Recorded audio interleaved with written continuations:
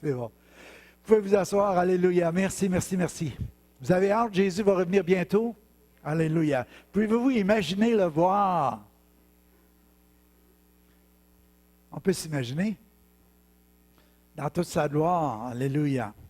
Ce matin, on va pouvoir mettre les diapositives. On est bénis de Dieu. On a eu un premier problème qui a été réglé. Kevin, merci d'être là. Puis merci pour Cynthia qui fait un travail incroyable. Hein?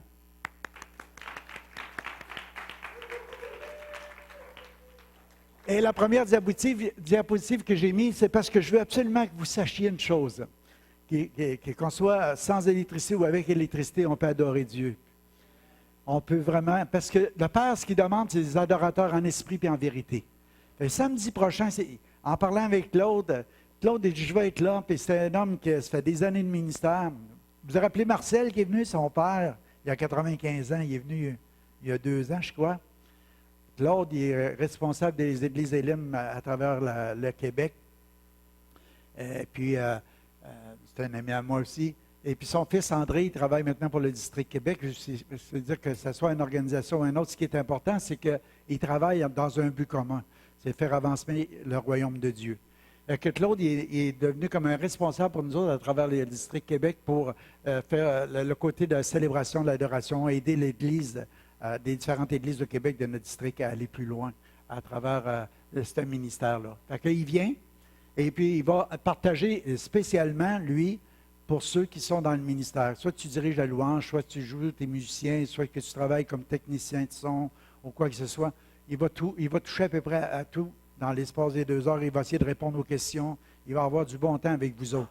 Mais pour tous les autres, les membres de l'Église, on a le privilège d'avoir son Père qui va être là, Claude, qui va nous parler du cœur de l'adorateur. Ce que le Père demande, c'est l'adorateur en esprit et en vérité.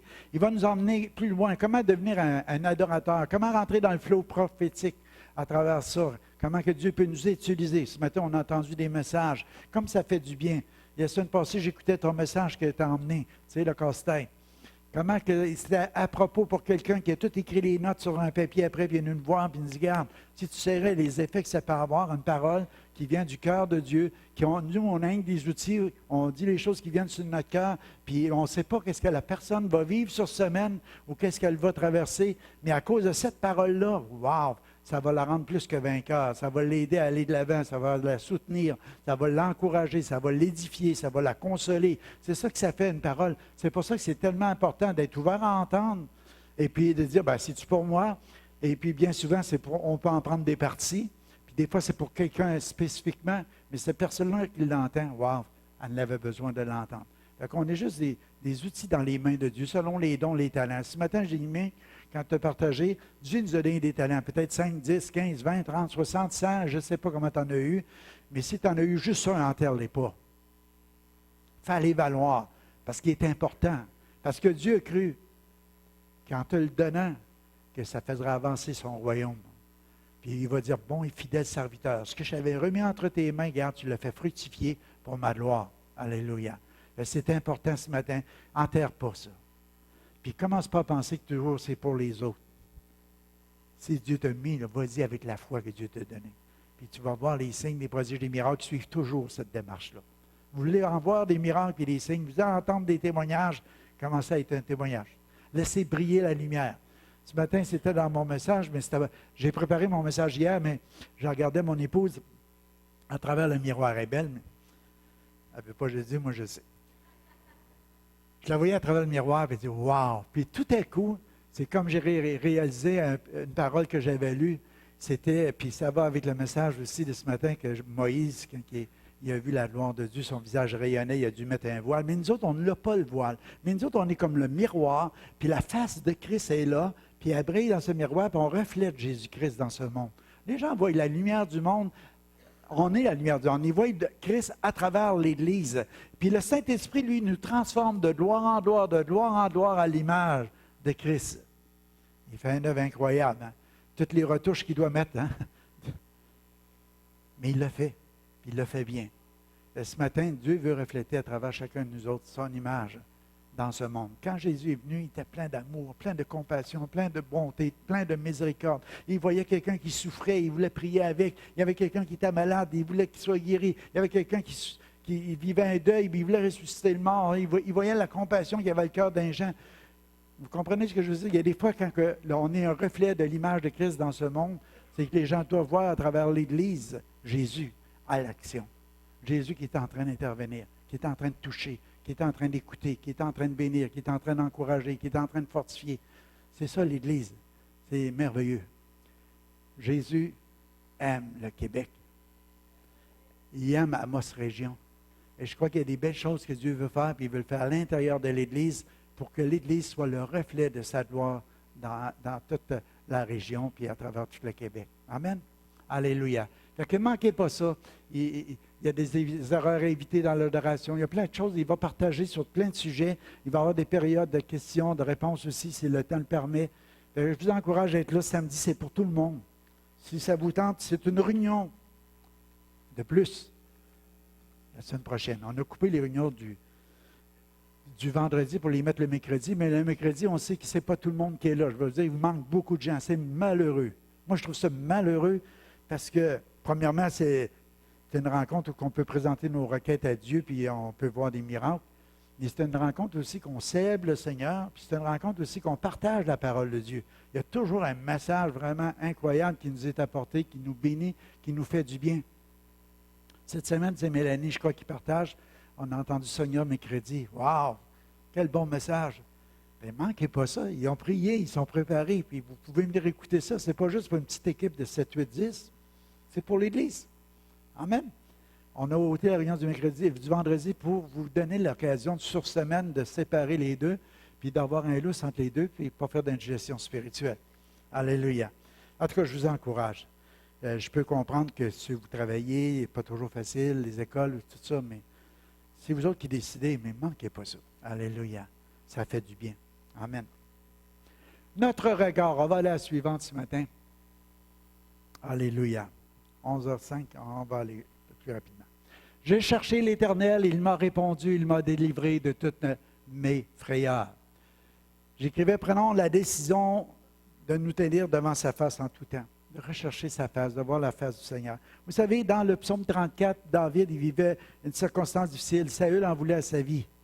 Il vivait des temps d'angoisse, des temps de crainte, des temps de peur, des temps où Saül le poursuivait pour lui enlever sa vie. Puis il se réfugie sur le roi des Philistins, Abimelech. Et puis ça nous dit que quand il est arrivé dans cet endroit-là, il a commencé à avoir peur aussi du roi. Autant qu'il fuyait Saül, autant que tout à coup il se présente devant l'autre, le chef des Philistins, le roi. Puis là, il dit, il faut que je fasse un insensé, il faut que je fasse le fou. Il a commencé à faire le fou sur les battants de la porte. Il a commencé à avoir de la salive qui coulait sur le bord de sa barbe. Puis il faisait comme le gars, le gars fou, le gars qui n'a plus le contrôle de rien, qui dit n'importe quoi, qui est insensé. Et puis le roi, il a dit, garde, on va tuer un fou, là, tu sais. J'ai une en masse des fous avec ma gang, moi. Tu sais, des fous du roi, il y en avait. Je ne sais pas. On disait tant que les rois, il y avait aussi fou pour le faire rire. Je n'ai pas besoin d'un autre. Renvoyez-le, je ne veux pas le voir. Puis il est parti. Puis là, David a commencé à dire, je bénirai l'Éternel en tout temps. Sa louange sera toujours dans ma bouche. Amen. Il est en train de réaliser que tout à coup, que dans ses craintes, dans ses peurs, dans tout ce qu'il y avait pour sa vie, il s'est réfugié dans une caverne, il est parti de là, mais il pouvait tout simplement bénir Dieu, il pouvait tout simplement célébrer Dieu. Il dit en tout temps, là je suis dans un temps de terreur, de crainte, de peur, mais Dieu il me délivre, Dieu me garde en vie, Dieu nous fait du bien. Je peux bénir Dieu en tout temps, parce que Dieu, même si je suis dans les ténèbres, il reste ma lumière. Amen. Alléluia. Dieu éclaire mes ténèbres. Qu'est-ce qu'il a fait David? Il nous partage ses expériences de vie. Puis pourquoi est-ce que David le fait? Parce que je crois qu'à quelque part, il voulait nous enseigner quelque chose à nous autres, les chrétiens, ou à nous autres, le monde qui suit. Il voulait juste nous dire, regardez, si tu vis cette situation-là, ou est-ce que tu traverses des situations semblables à lui, regarde, ça marche. Alléluia. Ça marche. Tu peux crier à Dieu. Des fois, c'est bon de partager nos expériences. C'est pour ça qu'on demande des témoignages. Parce que des fois, ça encourage d'autres à dire, regarde, si Dieu agit pour lui, il va agir pour moi aussi. Si j'écoutais François ce matin, tu dis, quand Dieu est intervenu pour te prier pour une blessure, ça démontre que Dieu répond aux prières, que Dieu y agit. Amen. Fait que c'est bon de témoigner de ces choses-là. David avait ce cœur reconnaissant envers Dieu. Alléluia. Moi, j'écrivais, nous devons graver dans notre cœur cette expérience de David. Quand nous sommes effrayés, nous devons chercher l'Éternel, car il a répondu à David, il l'a délivré du danger. Fait qu'il faut le faire pour nous autres aussi. On peut graver ça dans le cœur. Je ne sais pas ce que tu traverses ce matin. Il y a peut-être des périodes difficiles de terreur, de peur qui est là. Mais Dieu dit, garde, je suis là. Alléluia. Confie-toi en moi. Mets ta foi à l'action. Fais juste remettre tous ces fardeaux, ces problèmes, ces soucis-là au Seigneur. Crois qu'il peut intervenir. Puis il va le faire. Parce que nous sommes ses enfants. Parce qu'il nous aime. Puis là, c'est là que notre ami David a dit, je bénirai l'Éternel en tout temps. Sa louange sera toujours dans ma bouche. Que mon âme se glorifie en l'Éternel. Que les malheureux écoutent et se réjouissent. Exaltez avec moi l'Éternel. Célébrons tous son nom. On le chante souvent, ce cantique-là. Mais moi, ce que je trouvais bénissant là-dedans, c'est qu'il nous communique son secret. On aime ça, les petits secrets. Je bénirai l'Éternel en tout temps. Il n'y avait pas d'électricité ce matin. Ah, je te bénis, Seigneur, il va arriver quelque chose. J'étais dans la louange, on était en train d'adorer le Seigneur, j'avais les yeux fermés, puis là, je me voyais en train de prêcher, mais à pleine ténèbres. Ça m'est arrivé, j'étais en République dominicaine. On était en train de prêcher dans une église. Plus d'électricité, là-bas, ça arrive souvent, hein, en République, en Haïti aussi. À un moment donné, pouf, ça s'éteint. On ne se pose pas de questions, tout le monde est habitué. Le pasteur, il a allumé une petite chandelle, il a mis là, mais ça n'éclairera pas beaucoup mes notes. Donc, ce que j'ai fait, j'ai fermé mes notes. Si tu veux faire, tu prêches. Tu prêches ce qui vient dans ton cœur. Tu continues à... Tu as médité ton message. Il y a des choses qui sont passées là, fait que tu dis, je veux dire, qu'est-ce que c'est qu'il y aura à dire quand il n'y aura plus rien, je ne dirai plus rien. Ça finira là. Mais Dieu agit. Ça n'empêche pas Dieu d'agir. Amen. Tu es juste un petit peu plus paniquant sur le coup, mais après ça, tu pars, tu t'en vas, puis Dieu agit. Dieu est comme ça. Il veut qu'on devienne un endroit où on est comme des instruments entre ses mains, puis on laisse couler le flot de la grâce. Le flot de la grâce. Puis quand on se sent incapable, c'est juste une bonne chose. Ça permet à Dieu d'agir. C'est pas les je vais me glorifier de mes faiblesses. Parce que quand je me sens faible, c'est là que je vois la puissance de Dieu. C'est là que je vois Dieu intervenir. Amen. Fait que le secret de David, c'est je bénirai l'Éternel en tout temps. N'importe quoi qui arrive, n'importe quelle saison tu traverses, n'importe quel obstacle qui peut survenir, bénis Dieu. Mon âme bénis Dieu. C'est une décision. Tu dis à ton âme, bénis Dieu. Tu sais, tu lui donnes un commandement à ton âme. Tu sais. Dans ton cœur, tu dis, moi je bénis Dieu en tout temps, puis mon âme bénis-le. Regarde pas aux circonstances, regarde pas à tout ce qui est autour. Continue à bénir Dieu malgré tout ce que tu traverses. Quand on était au congrès, il y avait Mathieu. Avec le cœur brisé de l'entendre. Sa petite fille, elle a eu un cancer. 3 ans à avoir des soins, puis des soins. Puis il croyait à la guérison divine. Puis vous voyez l'onction qu'il y a sur cet homme-là. Une onction incroyable. Prêcher la parole. Il a prié. Puis le Seigneur est venu chercher sa petite fille, bien morte. Après 3 ans de combat contre un cancer. Il dit, je crois encore que Dieu guérit. Puis je continue à prêcher la parole. Puis il dit, c'est Dieu, il a montré, bénis mon âme en tout temps, en toute saison, quoi que ce soit que tu as traversé, continue à bénir, continue à prêcher. Je sais que ce que Dieu m'a montré va arriver. Je sais qu'est-ce que Dieu m'a dit. Même si ma petite fille est venue la chercher, puis elle est avec lui. Je sais qu'elle est avec lui, elle est mieux avec lui, avec nous autres. Mais c'était dur à traverser, c'était difficile. Il a commencé à le partager, puis on a senti toute sa tristesse. On a senti encore tous ses sanglots dans son esprit. Tout ce qu'il avait traversé à travers ça. Mais il a continué à bénir Dieu. Puis Dieu continue à l'utiliser. Alléluia. On n'est que de passage ici-bas. Sa petite fille, ça a été plus rapide que d'autres. Pourquoi Dieu, tu ne l'as pas guéri? Oui, il me posera la question, mais vous allez le voir. Comprenez? Il n'y a pas toujours des réponses à toutes choses. Il n'y a pas toujours des réponses à toutes choses. Mais ça ne nous empêche pas de dire que Dieu guérit, que Dieu restaure, qu'on peut prier.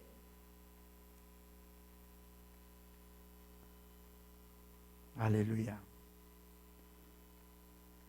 Surtout quand c'est des êtres chers, puis qu'on voit qu'ils veulent être guéris, puis on prie avec eux autres, puis on sait qu'ils vont s'en sortir, puis tout à coup, le Seigneur vient chercher pareil. Mais pourquoi, Seigneur? Elle est rentrée dans la gloire. Elle a eu sa promotion. Elle est plus que vainqueur. Amen. Le secret, c'est de bénir Dieu en tout temps. Amen. Vous savez ce qu'il a fait, David? Il a juste cherché Dieu. Il dit, j'ai cherché l'Éternel et il m'a répondu. J'ai cherché l'Éternel. Et pas ce qu'on oublie, c'est justement cette relation-là intime avec Dieu, la prière, de chercher l'Éternel. Et il m'a répondu. S'il ne l'aurait pas cherché, il n'aurait peut-être pas répondu. Et celui qui va me chercher va me trouver. Si vous me cherchez de tout votre cœur. De tout votre cœur. Alléluia. Puis j'écrivais, son exhortation s'adresse à tous les malheureux de la terre. Parce qu'il dit que les malheureux écoutent et se réjouissent. Il y en a-tu qui sont malheureux un matin? Ils ne voudront pas lever leurs mains. Hein? Il y en a-tu, je suis malheureux un petit peu, tu sais. Hey, c'est un bon verset pour vous autres. Que mon âme se glorifie à l'Éternel, que les malheureux écoutent et se réjouissent. Il dit, c'est pas et qu'ils pleurent. Non, et qu'ils se réjouissent. Parce qu'il est en train de livrer un secret. Il est en train de leur dire, j'ai cherché l'Éternel, il m'a répondu. Alléluia. J'ai crié à Dieu, Dieu a entendu. Puis des fois, tu peux juste remuer les lèvres, mais Dieu entend pareil. Alléluia. Même si tu n'as plus grande force pour parler à Dieu, Dieu entend. Alléluia. Tu es malheureux, tu passes un temps difficile, Dieu va intervenir. Donc, je veux vous encourager ce matin à chercher l'Éternel, à vous confier en lui en tout temps, en toute saison. Quoi que ce soit, vous vivez, tournez-vous vers lui, mettez votre foi en lui, parce qu'il écoute nos prières, il entend nos requêtes, et puis il peut intervenir. Que votre bouche soit remplie de louanges. Que votre bouche soit remplie de louanges. Vous savez ce qui arrive, ça, je rajoute ça, mais quand on loue Dieu, c'est que Dieu siège parmi la louange de son peuple. C'est que si Dieu nous donnerait des yeux spirituels pour voir, comme ce matin, on n'avait pas d'électricité, on louait Dieu. De tout notre cœur, on bénissait le Seigneur. Si on avait eu des yeux spirituels, on aurait vu tout à coup le trône du Père qui venait ici, qui descendait. Parce que Dieu trône. Trône veut dire autorité. Ça veut dire lui, il a l'autorité suprême sur toute chose. Dieu, il vient, tu es en train de le louer, l'exalter, le célébrer, tu es en communication avec lui, tu es en communion avec lui, puis là, il voit tout à coup un malheureux qui crie à lui, pouf, il intervient dans sa volonté à lui. Amen. Alléluia. Quel privilège qu'on a de le connaître. Le Seigneur, il nous conduit dans les sentiers de la vie. Quand on a pris la Sainte Seine, tantôt, je voyais, son corps a été déchiré à la croix du Calvaire. Le voile a été déchiré, mais c'est le voile de son corps, de sa chair. Et puis à cause de ça, il a fait un chemin nouveau maintenant, à travers le sacrifice parfait qui a été accompli à la croix du Calvaire. Il a fait ce sacrifice-là nous a ouvert un chemin nouveau qui nous conduit au trône de la grâce, où est-ce qu'on peut avoir la vie en abondance. Alléluia. Ce n'est pas juste de la théorie, ce n'est pas juste de la théologie, ce n'est pas juste des doctrines, c'est la réalité. On doit le saisir dans notre esprit. Alléluia. Vous avez la vie éternelle. Vous êtes pardonnés de vos péchés. Vous êtes déjà guéris en Jésus-Christ. Alléluia. C'est hot, hein? C'est déjà tout accompli. Wow! On n'est pas n'importe qui, là. Paul dit, faites attention à ne pas devenir orgueilleux. On est des enfants de Dieu. Alléluia. Des héritiers de Christ. Alléluia. Ah, on va aller au suivant. Amen. Quand on tourne vers lui les regards, on est rayonnant de joie. Et le visage ne se couvre plus de honte. Alléluia. C'est une décision qu'on prend de tourner nos regards vers lui pour rayonner. Parce que ce qui arrive, c'est que le péché, tu sais, les mensonges, l'ivrognerie, prenez tous les péchés du monde. Qu'est-ce que ça fait? C'est la honte. On a le goût de cacher notre visage. On ne veut pas que les gens nous voient trop. On dit souvent que les yeux, c'est le miroir de l'âme. Imagine quand tu as fait des mauvais coups. Moi, je me rappelle, puis il y en a qui sont plus sensibles que d'autres là-dedans. Mais si tu avais fait quelque chose qui n'est pas correct, là, il me semble que ta mère et ton père font juste te regarder, puis c'est quoi qui est arrivé? Tu n'as pas dit un mot, tu n'as rien fait, ils ont juste vu ton visage. C'est quoi tu as fait? L'autre jour, je regardais Noé. Hein. Il est arrivé un petit quelque chose, puis Son visage a complètement changé, puis toi, tu savais. Tu dis, je sais. Daniel, je sais ce qui est arrivé. Mais tu tournes vers lui, les regards, on devient rayonnant de joie. On n'est pas là dans la honte ou d'avoir mal agi, d'avoir mal fait, parce que c'est pardonné, c'est libéré. On tourne vers lui nos regards. Amen. Quand on se tourne vers les choses du monde, c'est quoi qui se passe? J'écrivais hier, on est anxieux, indécis, confus, réticents.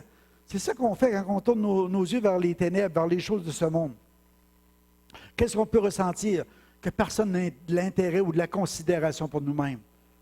On se tourne vers les gens du monde, on dit « Ah, moi, je n'ai pas de considération, ils n'ont pas d'intérêt pour moi, ils ne me regardent pas, ils ne me disent rien, ils ne font rien ou quoi que ce soit. » Mais tu tournes tes regards vers Dieu, tu deviens rayonnant. Quand que Moïse était dans la présence de Dieu, il devait mettre un voile en descendant, parce que tous les enfants d'Israël, ils savaient qu'ils s'étaient tenus dans la présence de Dieu. Ils ne pouvaient pas soutenir de voir sa peau, comme ça rayonnait. Mais nous autres, elle dit que le voile a été enlevé. Maintenant, on reflète le visage de Christ. C'est ça quand on regarde dans le miroir. Puis tout à coup, on réalise qu'on est le miroir. Vous comprenez-vous? Je veux dire, on est le miroir de Christ. C'est qu'on reflète Christ dans ce monde. On est rayonnant de joie parce qu'on s'est tenu dans sa présence. Quand les disciples ont monté Jésus a été transfiguré sur la montagne. Son visage est venu tellement différent. Il était avec Moïse, avec Élie, puis il s'entretenait avec eux autres. Puis les autres, ils ont regardé, puis ils ont vu son visage. Ils ont dit « Wow! » Ils ont dit, ils ont bâti des tentes, on récite. Quand tu rentres dans la présence de Dieu, quand que tu vois le visage du Seigneur, quand tu le vois dans toute sa gloire, dans toute sa lumière, dans tout ce qu'il est, tu ne veux plus partir de là. Je veux rester là. Moi, je me rappelle d'avoir dit au Seigneur, tue-moi. Si je suis pour m'éloigner de toi, si je suis pour m'éloigner de cette révélation de ta présence, de ta gloire, de ta lumière, de qui tu es, de ton amour, Seigneur, tire-moi dans le dos. Je n'aime pas voir venir la balle. Là, mais... Pourquoi tu ne veux pas perdre ça? Tu deviens rayonnant de joie. Tu te tiens dans sa présence. Quand tu te tournes vers le monde, tu te tiens dans les ténèbres. On a vu la différence ce matin entre avoir de la lumière et être dans les ténèbres. C'est pas pareil. Même si c'est quelque chose qui n'est pas naturel, ben, veut dire, dans le sens que ça a été créé, la lumière, c'est pas comme le soleil. Mais on l'apprécie. On a besoin, mes amis. Les enfants d'Israël, ils regardaient le visage de Moïse, puis en voyant que la peau de son visage rayonnait, ils devaient remettre le voile, imagine. Fait que ce que j'écrivais comme détail là-dedans, c'est que la souillure du péché apporte la honte, le déshonneur. Mais Christ, lui, il enlève ce côté-là de l'indignité, puis il vient tout simplement nous emmener dans sa présence, puis nous fait rayonner de sa présence. Qu'est-ce qu'on a besoin? On a besoin de se tenir là au trône de la grâce. Parce que c'est lui qui pardonne, c'est lui qui guérit, qui restaure, puis il fait tout ça. Puis il nous rend semblables à lui. Amen. Mon fils est pris. Amen. Alléluia. Oh, alléluia. Amen. On va aller à l'autre, à la suivante. J'ai sauté des choses, mais c'est pas grave. L'ange de l'Éternel campe autour de ceux qui le craignent et les arrache au danger. C'est tout le temps le même psaume. J'ai médité le psaume, je l'ai relu encore ce matin. Puis j'aime, c'est un psaume prophétique en même temps. Quand je regarde ce psaume-là, l'ange de l'Éternel campe autour de ceux qui le craignent et les arrache au danger. Je suis en train d'apprendre une chose, c'est qu'on a chacun un ange qui est là. Hein? Vous craignez Dieu, vous avez un respect pour Dieu, il y a un ange qui est là. La Bible nous dit que même les petits-enfants dans Matthieu, il en parle, dans l'Évangile de Matthieu, qu'il y a des anges qui sont là. Puis si quelqu'un scandalise d'un de ces petits, tu sais, il y a le passage qui nous dit cette pensée-là. Il voit continuellement la face de Dieu. C'est comme Dieu est... Je vais vous lire le passage, attendez un peu. OK. Matthieu 18, 10. Il dit, « Gardez-vous de mépriser un seul de ces petits, car je vous dis que leur ange dans les cieux voit continuellement la face de mon Père qui est dans les cieux. » Quand tu t'arrêtes à juste les détails, leur ange au pluriel, dans les cieux, voit continuellement la face de mon Père qui est dans les cieux.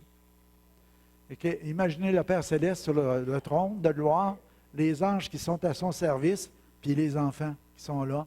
Puis faites attention de ne pas mépriser un seul de ces petits, car les anges voient la face du Père. Ils peuvent raconter ce qui se passe. Hein? Même le Père sait tout. Mais juste pour dire, lorsqu'ils furent partis, qu'est-ce qui est arrivé à la naissance de Jésus? Un ange du Seigneur apparut en songe à Joseph et lui dit, « Hey, pars par un autre chemin, fais pas ça. » Il a intervenu. Pourquoi que je vous emmène Jésus? Parce que je crois que Jésus il a vécu des temps de détresse, puis le psaume de David était prophétique parce que David avait un cœur selon le cœur de Dieu, puis à travers ça, Dieu l'utilisait pour annoncer des choses d'avance. Et à travers ce psaume-là, il dit, « Aucun de ces os va être brisé » en parlant de Jésus-Christ. Fait que David avait déjà commencé à prophétiser des choses qui arriveraient. Puis Jésus, quand il est venu sur la terre, on sait que les ténèbres ont voulu le détruire, ont voulu le tuer. Mais un ange a parlé à Joseph, il dit, « Garde, sauve-toi, va-t'en en Égypte, descends par tel chemin. » Puis il a dit déjà quoi faire. Quand que Jésus s'est retrouvé, pendant toute sa vie, il a fait le ministère, puis on sait que Dieu il avait donné, le Père il avait donné un ministère spécial à accomplir. Il arrive dans le jardin de Gethsémani, il est rendu comme au bout. Puis là, c'est rendu difficile, il est angoissé, il y a de la terreur, il sait tout ce qui s'en vient, il sait qu'il est abandonné, il sait qu'il va être renié, il sait qu'il va y avoir plein de choses qui vont se produire. Puis il est là en train de souffrir cette angoisse-là. Qu'est-ce que le Père fait? Il envoie encore un ange pour le fortifier.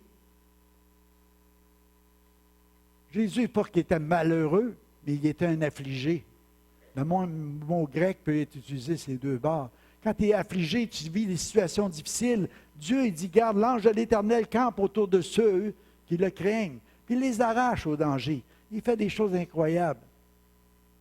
Des fois, il vient juste te fortifier.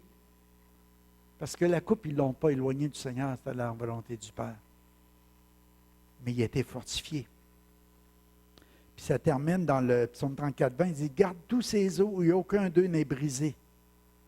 Fait que toute la gloire revient au Seigneur. C'est que Dieu il a envoyé un ange, il faisait ce qu'il avait à faire, il avait un ministère à exercer. Jésus avait un plan pour le Père, pour sa vie, il devait l'accomplir. Mais à travers tout ça, il a été fortifié.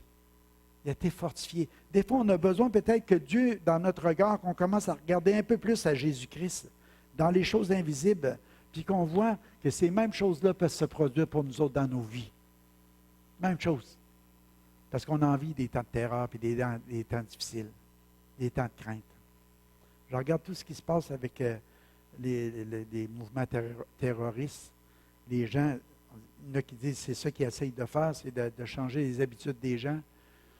Mais moi, je disais ça à Suzanne. C'est drôle, je n'irai pas dans les gros rassemblements, ça ne me dit rien. C'est là qu'ils font sauter tout le temps le bombe.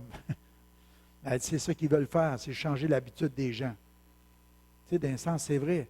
Mais c'est beau de dire, faut que tu tiennes tête à ça, tu y vas pareil, mais tu vas te faire sauter. C'est là que tu t'attaches à Dieu. Tu dis, regarde, moi, c'est Dieu qui protège ma vie. L'ange de l'Éternel campe autour de ceux qui craignent Dieu et les arrache au danger. Amen. J'aime bien l'autre, Psaume 34, 8, la suite. Il dit, sentez et voyez combien l'Éternel est bon. Heureux l'homme qui cherche en lui son refuge. Craignez l'Éternel, vous tous ses saints, car rien ne manque à ceux qui le craignent. Jésus, dans le jardin de Gethsémani, il était autour de son arbre. Il a trouvé un refuge, un endroit pour parler au Père. David a trouvé sa grotte. Il a trouvé un endroit, la grotte d'Andulan, puis là, il parlait à Dieu, puis là, je bénirai l'Éternel en tout temps. Sa louange sera toujours dans ma bouche. Il a commencé à bénir Dieu. Puis moi, je vous dis, santé, voyez, c'est le mot grec, il dit savourer. Oh boy, j'aime ça. Savourer comment Dieu est bon. Savourer. Tu sais, on aime ça avoir une table où il y a plein de délices, il y a plein de choses qui peuvent être là, des mets succulents. On peut savourer la présence de Dieu. C'est l'importance d'aller à cet endroit-là, de chercher l'Éternel, de rentrer dans sa présence, de lui faire connaître nos besoins, puis aussi de goûter et de voir comment l'Éternel est bon, de le voir avec nos yeux spirituels, mais de voir, de contempler Dieu, comment il est bon. Alléluia. Alléluia. Moi, je me rappelle, quand j'étais jeune, avec mes soeurs, on était aux fraises. On avait été cueillir des fraises. Et puis, à un moment donné, il y avait une grosse orage. C'était pas juste du vent comme un matin, mais il y avait du tonnerre, puis il y avait des éclairs. Puis, tu sais, quand j'avais peut-être 6-7 ans, peut-être à l'époque, à peu près. Et puis, on était comme à 1 mille de chez nous. Et puis là, il y avait un gros pit de sable. On dit, on va aller se réfugier là. Tu sais, un pit de sable, c'est creusé par en dedans, là, tu sais, fait que tu vas juste te réfugier là. Puis là, il y avait une grosse roche. Moi, je me suis assis direct sur la roche. Puis là, tout à l'abri comme ça, puis là, le vent ne nous atteignait pas. Mais tout à coup, Ça a frappé à la roche. Vous avez vu un petit gars levé, là, c'était là. J'ai couru, là. Je ne sais pas la distance qu'il y avait, mes sœurs, ils ont été pas de me suivre. Pour moi, j'aurais battu le marathon. Je me suis réfugié dans une vieille grange qu'il y avait là, chez Raymond Roy à l'époque. La grange n'est plus là, ça longtemps. Mais c'est juste pour dire, je courais incroyable. Vitesse de l'éclair. Parce que c'est elle qui m'avait frappé. Ça doit être à cause de ça qu'aujourd'hui, vous pouvez dire ce que vous voulez. OK. J'ai été illuminé, mettons. Moi, je pense qu'on peut vivre des gros orages. Hier, quand j'ai pensé à cet événement-là, je pensais que des fois, on peut vivre des gros orages dans notre vie. Il faut se trouver un refuge. Prenez pas celle que j'avais prise. Elle n'est pas sur cette roche-là. Je ne sais pas si elle existe encore, puis ni ce pit-là, je ne sais pas. Mais je veux juste vous dire, allez à Jésus-Christ. C'est le meilleur des refuges. Allez goûter, savourer la présence de Dieu. Tenez-vous dans sa présence. Alléluia. Épanchez vos cœurs, ouvrez vos cœurs. Puis vous ne pouvez pas imaginer comme une parole qui vient du Seigneur. Je lisais cette semaine dans la méditation qu'une parole, Dieu en donne autant à ses bien-aimés pendant leur sommeil. Tu peux courir à droite, à gauche, travailler dur, travailler fort, faire toutes sortes de choses pour ramasser quoi que ce soit. Mais Dieu, lui, dans ton sommeil, juste une chose qu'il va te dire, puis ça va te rapporter beaucoup plus que tout le reste. Fait qu'imagine, on a le privilège d'aller dans sa présence. Passez du temps dans sa présence. Vous devez apprendre à le bénir en tout temps, en toute saison. De votre bouche soit remplie, de le vanter, de lui donner des éloges. N'ayez pas peur, il peut en prendre, parce qu'il est tout seul, Seigneur. Il est tout seul, Seigneur. Alléluia. Surprenez-vous un moment donné à vous entendre en train de louer Dieu. Oh, Dieu a des bonnes oreilles, je n'ai pas besoin de parler fort. Faites-vous du bien. Alléluia. La foi vient de ce qu'on entend. Entendez-vous en train de célébrer la grandeur de Dieu, la magnificence de Dieu, la gloire de Dieu. Tout ce qu'il fait, tout ce qu'il a accompli, tout ce qu'il a fait dans le passé, tout ce qui va revenir dans votre cœur, dites-lui comme une louange. Seigneur, merci d'avoir béni David. Là. Merci de l'avoir sauvé, Seigneur. Merci de l'avoir protégé dans cette caverne-là. Merci, Seigneur, que devant le roi Saül, Seigneur, que tu lui as donné l'idée de faire le fou, mais après ça, il a réalisé que l'autre pouvait le tuer, puis là, il a été se cacher, se réfugier dans une caverne, puis là, il a vu que l'ange de l'Éternel campait autour de lui, puis Dieu l'a arraché au danger, puis Dieu l'a mis en sécurité. Vous comprenez? Il y a tellement de choses qui vont venir dans votre cœur, dans la louange, l'adoration, des idées qui viennent. Dites-le. Puis ça va vous transformer, ça va vous changer parce que votre image que vous avez de Dieu va changer, va vraiment changer. Ce ne sera pas quelque chose de lointain, ça va être quelque chose qui est personnel à vous. Amen. Apprendre à le bénir en tout temps, à être reconnaissant aussi en tout temps. Il dit, heureux l'homme qui a recours en lui. Heureux l'homme. Heureux. Les mots veulent dire quelque chose. Heureux l'homme qui a recours en lui. Il ne parle pas de malheur ou quoi que ce soit. Amen. Il y a une autre place qui nous dit, les lionceaux ont disette, ils ont faim, mais ceux qui cherchent l'Éternel n'auront besoin d'aucun bien. C'est à la suite du verset. J'essayais juste de vous imaginer un jeune lion. Lui a la tête du lion, hein? Essayez d'imaginer un jeune lion, là, plein d'énergie, plein de force. Puis il veut dévorer sa proie. Il a faim. Tu as beau avoir la force, tu as beau avoir l'agilité, tu as beau avoir tout ce qu'il faut pour aller à la chasse, pour aller chercher du gibier, mais s'il n'y en a pas, si tu n'en trouves pas, tu as faim. Mais ceux qui cherchent l'Éternel n'auront besoin d'aucun bien. Voyez-vous la différence? Tu peux avoir la jeunesse, tu peux avoir la force, tu peux avoir l'agilité, tu peux avoir tout ça, mais tu peux souffrir de la faim. Mais tu te confies dans le Seigneur et dis, wow, tu seras privé d'aucun bien. Alléluia. Moi, je pense qu'on devrait s'exciter un peu, non? Hey! Alléluia! Imagine! Les puissants ne sont pas à l'abri de la détresse. C'est ça que ça veut dire.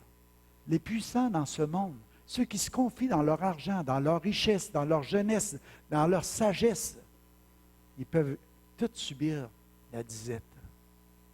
Mais ceux qui se confient dans l'Éternel, même si les gens le traitent de sot, il ne sera pas privé d'aucun bien. Parce que Dieu va prendre soin de lui parce que c'est son enfant. Cherchez le royaume de Dieu et sa justice, et toutes les autres choses vous seront données en surplus. Le dernier ce matin, je termine avec ça. Alléluia. Tu me feras connaître le chemin de la vie, plénitude de joie en ta présence et bonheur éternel auprès de toi. Je trouve que ce verset-là, il allait beaucoup, il allait bien avec le psaume 43. 34, hein? Je suis en train de me tromper. 43, j'ai viré les chiffres de bord.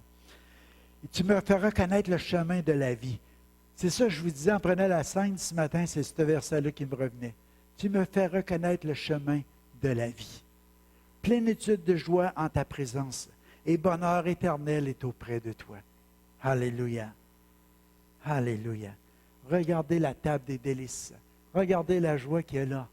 De prendre la décision de poser notre regard sur cette table de délices-là que le Seigneur nous offre en Jésus-Christ. Il nous a fait connaître le chemin de la vie, la plénitude de joie. La Bible nous dit que la joie du Seigneur sera notre force. La joie du Seigneur sera notre force. Vous savez, même parmi les pleurs, on peut avoir la joie. Même, je regardais Matthieu, là, quand il nous partageait la semaine passée au congrès, que malgré la tristesse d'avoir perdu son enfant, il y avait une joie intérieure qui était là, que seul le Seigneur peut donner, une paix, parce qu'il savait où ce qu'elle était. Parce qu'il savait cette relation-là qu'il avait avec le Père, qu'il avait une éternité, que c'était pas une fin, c'était pas juste d'être privé de son enfant, mais qu'il était rendu à quelque part de glorieux dans sa vie. Fait que j'écrivais, nous devons aspirer à tout moment de voir et de savourer notre vie en Jésus. Savourer notre vie. Toute notre être devrait vibrer, puis vivre ces délicieux moments avec lui. Alléluia. Je vais vous dire une chose, vous allez toujours vivre des moments difficiles dans ce monde. Il y en aura toujours. Je ne veux pas prophétiser des malheurs. Vous allez en traverser. Il y a des saisons où ça va tellement bien que des fois on oublie de remercier le Seigneur. Après ça, il arrive des temps des pleurs, des temps des lamentations. Il y a des épreuves qui arrivent. Mais si on pourrait arriver à un endroit que malgré tous ces temps difficiles-là, on sait qu'on peut savourer la présence de Dieu. C'est en toi et lui. C'est personnel. C'est intime. C'est toi qui décides d'entretenir cette relation-là avec le Seigneur. Le Seigneur ne fera jamais défaut. Tu as la honte à cause du péché qu'on fait. Il est fidèle juste pour l'enlever. Il n'y a rien qui peut t'empêcher de rentrer dans sa présence. Il y a juste toi. Il y a juste toi. Le diable va venir pour te condamner, te culpabiliser, puis te dire, regarde, t'es pas bon, t'es un bon à rien, regarde, t'as encore chuté, t'as encore tombé, t'as encore fait le contraire de ce que Dieu veut. Oui, c'est vrai. Mais tu arrives devant Dieu, pardonne-moi, Seigneur. Tu t'humilies devant Dieu. Dieu fait grâce aux hommes. Dieu relève. Le juste peut tomber 10 fois, il va le relever. Si le Seigneur nous demande de pardonner 7 fois, 70 fois le manquement que les gens ont envers nous autres, il veut qu'on soit son image. Ça commence à faire pas mal de fois dans la même journée. 490 fois, tu es déplaisant avec moi, Éric, puis je te pardonne. Quand même tu voudrais, tu ne seras pas capable. Mais imagine, Dieu me demanderas-tu des choses que lui ne fait pas? Quand même que tu chuterais ou tu tomberais, tu penses-tu que Dieu veut te condamner puis t'envoyer dans un endroit où tu vas souffrir éternellement? C'est ton choix, mais viens à lui, aie recours à lui, crie à sa grâce. C'est le chemin de la vie. Il nous l'a fait connaître, Jésus. C'est à nous autres à l'emprunter. Il est le chemin, il est la vérité, il est la vie. Il y a d'abondantes joies devant sa face, des délices éternelles à sa droite. Des délices, alléluia, des délices. Vous savez ce qui arrive? On s'approche souvent de Dieu, du trône, comme on fait à nos réunions de prière, des fois avec une grande liste de demandes. Seigneur, je veux que tu interviennes là, je veux que tu fasses ça, je veux que tu fasses ça. Puis on peut avoir la parole facile, puis d'en sortir des besoins, il y en a tellement. On pourrait passer des heures. Moi, dans les réunions de prière, je m'en retiens tout le temps. Je sais qu'il y en a d'autres qui font peut-être la même chose. On voudrait que tout le monde fasse connaître leurs besoins. Mais à la minute qu'on voit que le temps mort est trop long, on en met 2, 3, on en met 2, 3. Mais moi, ça n'arrête pas, je pourrais en parler. Il y en a tellement des besoins qu'on peut faire connaître. Les réunions de prière n'aura pas de fin.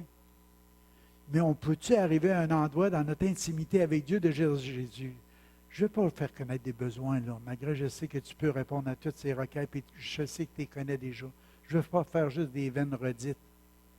Mais je voudrais juste m'arrêter pour te contempler, juste pour penser à toute ta bonté, à toute ta miséricorde, à toute ta puissance, à toute ton imagination, à toute ta gloire, à toute ta création, à toutes les choses que tu fais, que tu peux faire, à toutes les choses que tu soutiens.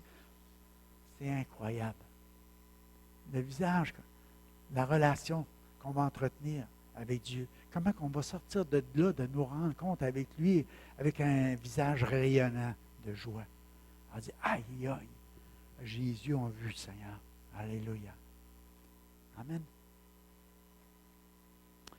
C'est parce qu'il va vous montrer, un peu comme Moïse qui dit, je vais te faire passer ma bonté. Tu sais, on peut voir une image de Dieu, une facette de Dieu dans sa révélation de qu'est-ce qu'il est, ce qu'il veut bien nous faire, à chaque fois qu'on va l'approcher de lui. On peut avoir à un moment donné une facette de sa miséricorde devant un pécheur qui est un meurtrier ou quoi que ce soit. D'autres fois, c'est une facette, comment Dieu est tellement incroyable de la manière qu'il a créé les choses, de la manière qu'il produit les choses, de la manière que les choses se reproduisent. C'est incroyable. C'est toutes des découvertes qu'on va avoir. Alléluia. Alléluia. C'est la source de toute vie, la communion qu'on a avec lui. Je pensais à la fête des pères la semaine prochaine. Puis, j'essayais d'imaginer un petit enfant qui tient la main de son père. Tu sais, son père, il décide de passer du temps. Cindy, on a entendu son témoignage la semaine passée, c'est que pendant un bon bout de temps, son père n'avait jamais du temps pour elle parce qu'il y avait des problèmes. Et puis, quand il est venu au Seigneur, mais sa vie a changé. Et puis, ses problèmes ont disparu. Puis, cette relation qu'elle a eue avec son père était tellement intense que quand il est mort, elle avait de la difficulté à le prendre. Parce qu'elle voulait que Dieu le garde en vie longtemps, longtemps, longtemps, mais le Seigneur l'a rappelé à lui. Mais imagine, le papa, il prend du temps avec son fils. Tu sais, c'est ça que tous les enfants recherchent. Papa, il a pris du temps avec moi. Papa, il est venu jouer avec moi. Papa, il m'a écouté. Papa, il a échangé. Papa, il a dit des choses. Un matin, je regardais Jacques, ton petit-fils Dylan, quand il est rentré. J'ai juste dit, bravo pour ta course hier. Tu as gagné, tu sais. J'ai dit, as-tu un trophée? Il dit, non, c'est pas moi qui ai gagné, mais j'ai dit, tu as participé. Puis il dit, en tout cas, ça a été super ton affaire, tu sais. J'avais juste lu la passée sur Facebook un matin. Fait qu'en le voyant, mais j'ai vu son visage, tu sais, juste un petit peu d'attention, juste lui apporter, lui dire que j'étais au courant de ce qu'il avait fait, de ce qu'il avait vécu. Wow, tu sais, il était content de tout ça, il était fier, tu sais. Fait que imagine que si toi tu fais ça avec ton fils ou avec ton petit-fils ou quoi que ce soit, tu passes du temps, comment tu as un impact dans sa vie, dans son cœur.